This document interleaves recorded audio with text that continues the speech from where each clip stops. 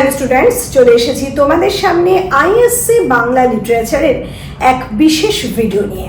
তোমরা যারা এই মুহূর্তে ক্লাস 11 বা 12-এ পড়ছো তাদের জন্য আজকের এই বিশেষ ভিডিও।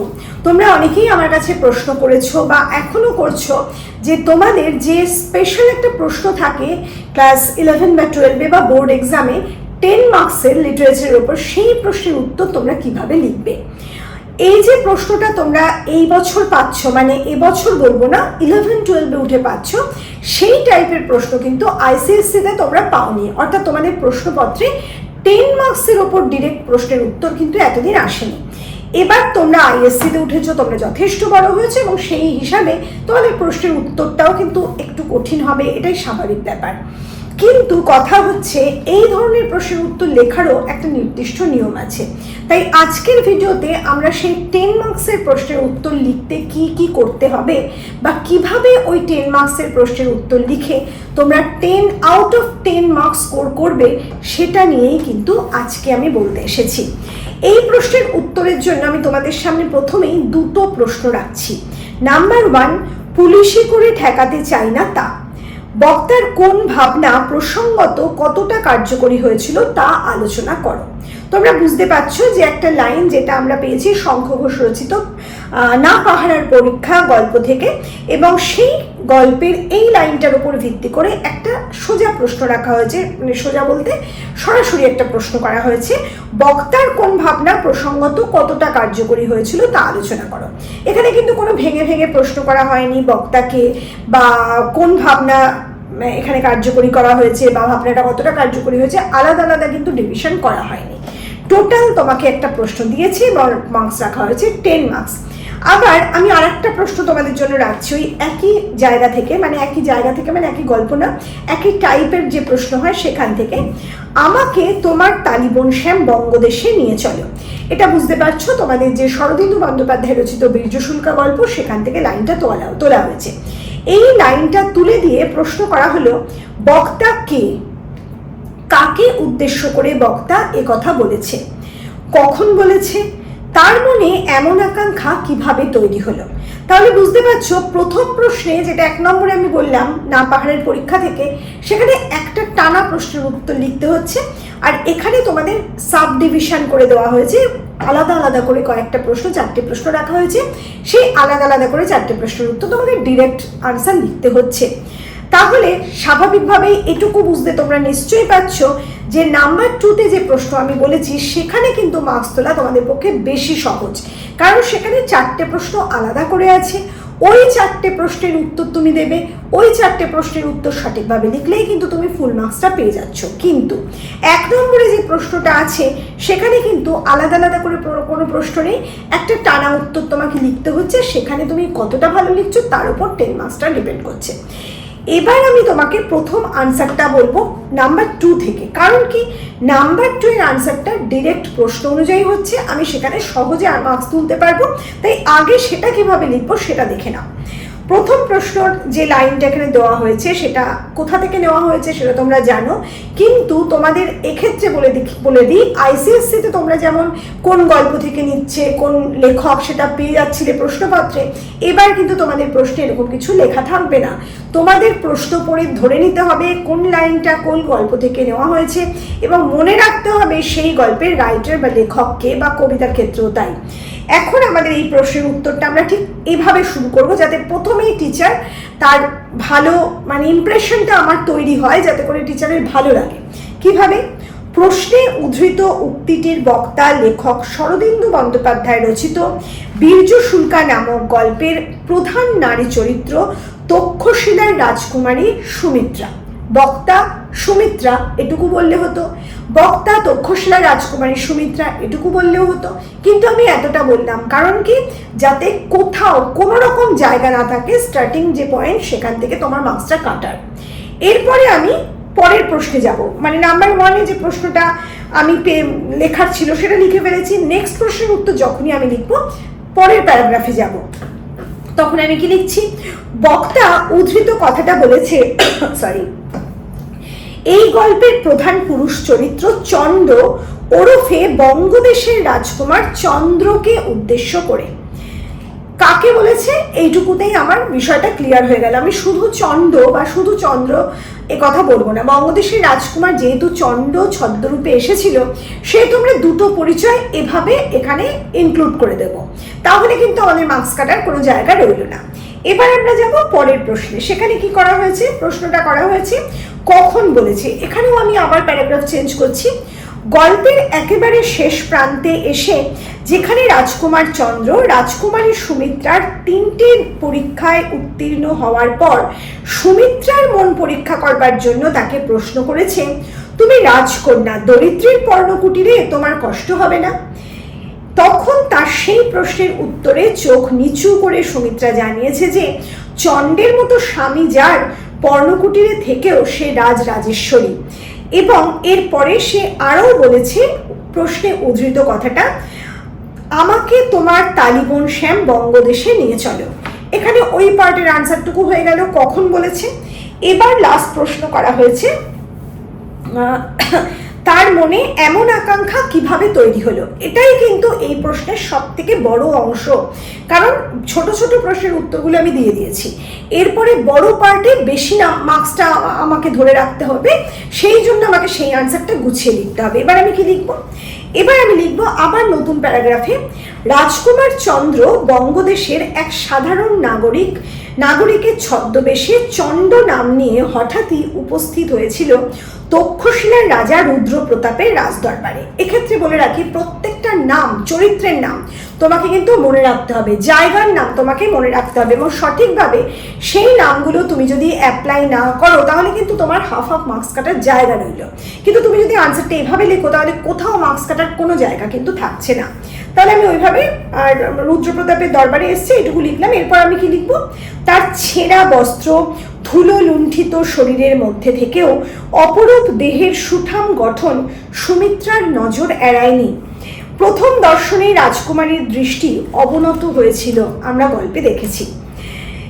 সে বীর্যের পরীক্ষা, চন্ড জানায় যে সে বীর্যের পরীক্ষা দিয়ে রাজকুমারীকে লাভ করতে এসেছে। আর তখনই ওই সামান্য যুবকের স্পর্ধা রাজকুমারীর এতদিনের অহংকারকে আরও একবার উস্কে দিয়েছিল। অর্থাৎ যে রাজকুমারী কিছুক্ষণ আগে চন্দ্রর চেহারা দেখে একটু আকৃষ্ট হয়েছিল, চোখটা নামিয়ে নিয়েছিল, সেই রাজকুমারীর উদ্ধত অহংকার আবার মাথা চাড়া দিয়ে উঠেছে।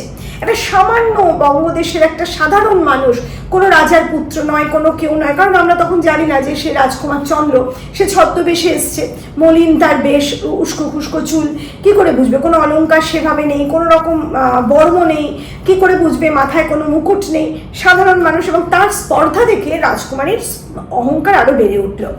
সামান্য সময়ের জন্য কোমল হওয়া মন আবার কঠিন হয়ে উঠল সুমিত্রার। সে তার প্রতিজ্ঞা মতো যে কোনো পুরুষের পরীক্ষা নিতেই মনে মনে প্রস্তুত হয়ে উঠল। কারণ আমরা জানি রাজকুমারী বলেছিল যে কোনো মানুষ এসে যদি 3টে পরীক্ষা তার কাছে দিয়ে উত্তীর্ণ হয় তাহলে তাকে সে বরমাল্য দেবে। তা সেভাবেই সে প্রস্তুত হয়ে উঠল।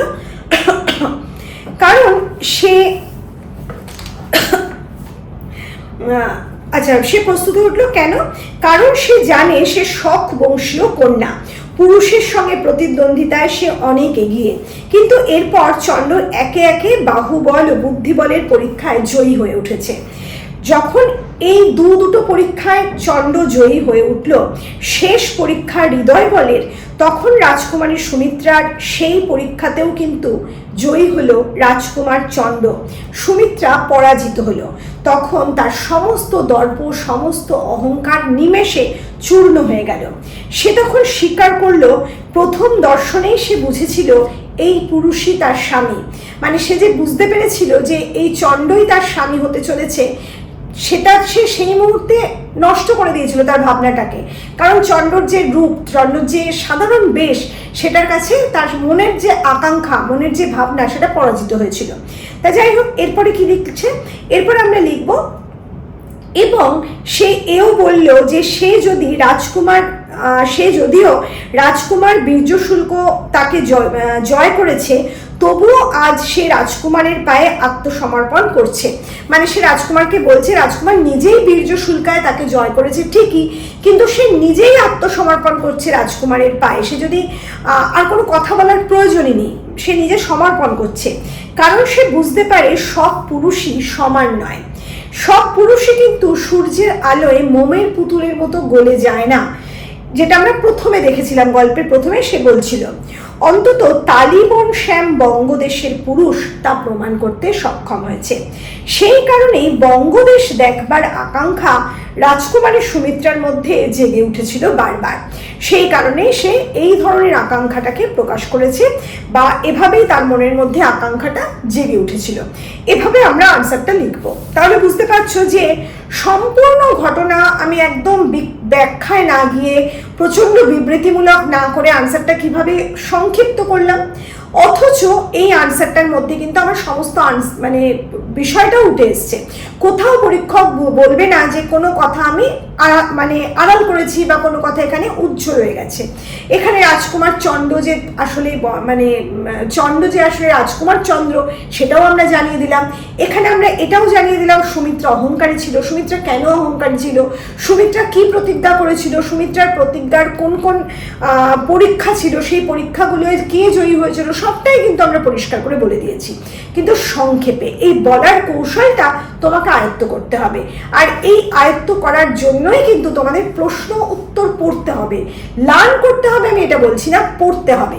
আমি আবার বলছি, তোমরা এই মুহূর্তে যদি মনে করো আমাদের পিডিএফ নোটস পারচেস করতে পারো, কারণ সেখানে সমস্ত প্রশ্নের উত্তর কিন্তু ভালোভাবে লেখা আছে। তোমাদের কোথাও ছোটাছুটি করতে হবে না, তোমাদের কোনো পরিশ্রম এক্সট্রা করতে হবে না। তোমরা জাস্ট এক্সপ্লেনেশন ভিডিও দেখবে, বিষয়টা বুঝবে এবং প্রশ্ন উত্তরগুলো পড়ে পড়ে তোমরা নিজেদের তৈরি করবে। যাই হোক, এবার আমি আসবো 1 নম্বরের প্রশ্নে, সেই ডিফিকাল্ট লেভেলে, যেটা তোমাদের একটু কঠিন হয়ে যায়। কবি সাহিত্যিক শঙ্খ ঘোষ রচিত না পাহাড়ের পরীক্ষা নামক গল্পের থেকে উদ্ধৃতিটি সংকলিত। কোথা থেকে উদ্ধৃতিটি নেওয়া হয়েছে এই প্রশ্ন কিন্তু করা হয়নি, তবু আমরা এভাবেই আনসারটা লিখবো, কারণ এতে মার্কসটা আমাদের সিকিউরড হয়, ভালো হয়। এরপরে আমি পরের প্যারাগ্রাফে চলে যাব। বক্তা এখানে লেখকের স্কুলের হেডমাস্টার মশাই। একবার লেখকের ছেলেবেলার ছোট্ট সেই স্কুলের ক্লাসরুমে হঠাৎই হেডমাস্টার মশাই এসে বলেছিলেন, তারা কি কখনো এমন জিনিস ভেবে দেখেছে যে পরীক্ষার সময় এই যে হল ঘরে পুলিশের মতো মাস্টার মশাইরা তাদের পাহারা দেন, সেই বিষয়টা কতটা লজ্জার। যদিও সেদিন লেখক কেন তার সহপাঠীরা কেউ ভাবতে পারেনি যে সেটা লজ্জার, প্রত্যেকের কাছে এই বিষয়টা ছিল ভয়ের। কিন্তু হেডমাস্টার মশাই বুঝিয়ে দিয়েছিলেন, না, বিষয়টা ভয়ের নয়, বিষয়টা লজ্জার। কেউ না থাকলেই তারা টুকে নকল করে লিখবে, কাউকে জিজ্ঞাসা করে লিখবে, আর মাস্টার মশাইরা পুলিশের মতো তাদেরকে পাহারা দেবে, তাদের এই নকল করার কাজকে ঠেকাবে, এটা ঠিক নয়। তাই তিনি ভেবেছেন এবার থেকে এই নিয়মটার বদল হবে। এখন থেকে পরীক্ষায় কেউ আর ছাত্রদের পাহারা দেবে না, ছাত্ররা নিজেরাই নিজেদেরকে পাহারা দেবে। তাও যদি কেউ অসৎ হয়, তার দায় তার মাস্টার মশাইয়ের নয়। এরপর যথাসময়ে পরীক্ষা এলো। হেডমাস্টার মশাইয়ের কথা মতো শিক্ষকরাও খাতা এবং প্রশ্নপত্র দিয়ে দরজা বন্ধ করে ছাত্রদের একা রেখে চলে গেলেন। আর আনন্দের কথা এই যে সেদিন ক্লাসের সবচেয়ে খারাপ ছেলে, যার নাম লেখক রেখেছিলেন হৃদয়, সেও কিন্তু নকল করলো না। একেবারে লাস্ট বেঞ্চে বসে সে কিন্তু সকলকে পাহারা দিল, কাউকে পরীক্ষায় কোনো রকমভাবে ঘাড় ঘোরাতে পর্যন্ত দিল না। এমনকি নিজে সাদা খাতা জমা দিয়ে এলো, কারণ সে কিছুই পড়ে আসেনি। পরীক্ষায় সেবার সে পাশ করেনি স্বাভাবিক নিয়মে, কিন্তু লেখক বলেছেন হৃদয়ের সেই ফাঁকা খাতা, সেই শূন্য খাতায় সেদিন হয়ে উঠল হেডমাস্টার মশাইয়ের এক জয়তিলক, আমাদেরও। অতএব হেডমাস্টার মশাইয়ের প্রধান উদ্দেশ্য ছিল জোর করে নয়, তার ছাত্ররা নিজেদের তাগিদে নিজেদের সততার পরীক্ষায় জয়ী হোক, আদর্শ মানুষ হয়ে উঠুক। আর ঠিক সেইটাই হয়েছিল, যার আরও প্রমাণ মিলল কয়েকদিন পর স্কুলের শেষ পরীক্ষায়। শহরের স্কুলে যেদিন শিক্ষক প্রহরীরা সেই ছাত্রদের দেখে বলেছিলেন, এ ঘরে তো না থাকলেও চলে দেখি, এরা তো মুখও তোলে না। আত্মমর্যাদার চূড়ান্ত নিদর্শন হতে পেরেছিল সেদিন সেই ছাত্ররাই। অতএব হেডমাস্টার মশাইয়ের সেই ভাবনা সম্পূর্ণই কার্যকরী হয়েছিল বলেই আমরা মনে করি। কাজেই বুঝতে পারছো, শেষ লাইনটা কিন্তু আমরা প্রশ্ন টেনে আনসারটা লিখেছি, যাতে করে পরিষ্কার বুঝতে পারেন পরীক্ষক যে আমি ওই প্রশ্নের উত্তরটাই সহজভাবে দেওয়ার চেষ্টা করলাম। আর পুরো গল্পটাকে কিন্তু একেবারে ছোট্ট করে নামিয়ে দিয়েছি, যাতে করে 10 মার্কসের আনসারের জন্য কোথাও কোনো বাকি না পড়ে বা বাদ না পড়ে, পরীক্ষক যাতে কোথাও মনে না করেন যে ওই জায়গাটা তো লেখা হলো না। কাজে বুঝতে পারছো কিভাবে তোমাদের প্রশ্নের উত্তর লেখা হবে। আর একটা কথা বলি, এই যে আমি কোটেশন তুললাম, মানে মূল গল্প থেকে লাইন তুললাম, সেইভাবে তোমাদেরও কিন্তু লাইন তুলতে হবে এবং ইনভার্টেড কমার মধ্যে সেই লাইনগুলোকে রেখে আনসারটা দিতে হবে। তাহলে কিন্তু তোমরা যদি স্পেলিং মিস্টেক না করো, কোনো রকম কোথাও ভুল না করো, এভাবে আনসার লেখো, আমি নিশ্চিতভাবে বলতে পারি তোমরা কিন্তু 10 আউট অফ 10 মার্কস তুলবে। কাজেই মনে রাখবে, সব সময় একেবারে স্কাই ইজ দ্য লিমিট, কখনো কম ভাববে না। লিমিট যদি করে দাও, মানে তোমার যদি ইচ্ছা যেটা থাকে মার্কস পাওয়ার, সেই লিমিটটা যদি তুমি কম করে দাও, তাহলে কিন্তু সেই মার্কসটা তুমি পাবে না, আরও কমে যাবে তোমার মার্কস। কাজেই মার্কস তোমার কাছে সবসময় 100 আউট অফ 100 এই টার্গেটে এগোবে, তাহলে তোমার মার্কসটা কিন্তু ভালো হবে। তাহলে চলো আমরা আজকের ভিডিও এখানেই শেষ করছি। খুব তাড়াতাড়ি তোমাদের সামনে হাজির হব নতুন কোনো ভিডিও নিয়ে। খুব ভালো থেকো।